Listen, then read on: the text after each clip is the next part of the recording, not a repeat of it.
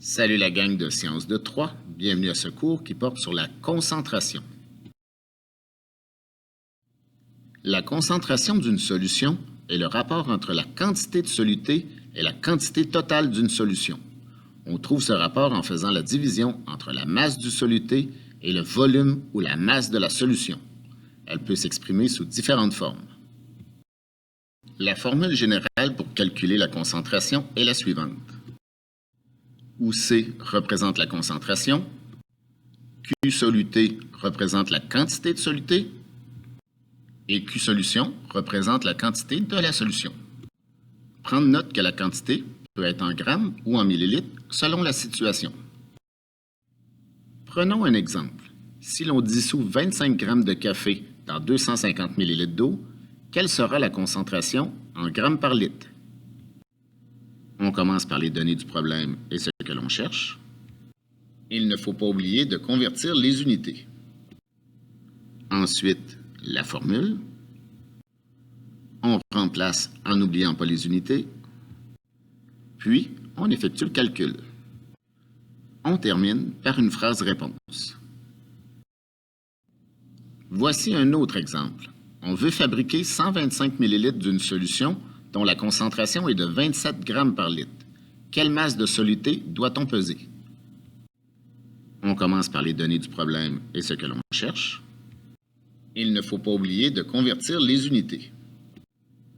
Ensuite, la formule. On isole la variable recherchée. On remplace en n'oubliant pas les unités. Puis, on effectue le calcul. On termine par une phrase réponse. Voyons maintenant la concentration en pourcentage. On peut aussi exprimer une concentration en pourcentage, ce qui signifie que l'on indique la quantité de soluté pour une quantité de solution équivalente à 100, soit 100 ml ou 100 grammes. Il y a le pourcentage masse-volume. Lorsqu'il s'agit d'un soluté solide, il s'exprime en grammes par 100 ml de solution.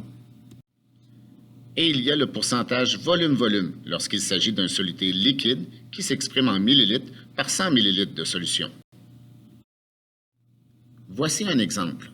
On retrouve 60 mg de NaCl dans un volume de 250 ml.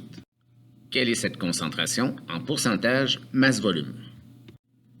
On commence par les données du problème et ce que l'on cherche. Il ne faut pas oublier de convertir les unités. Ensuite, la formule.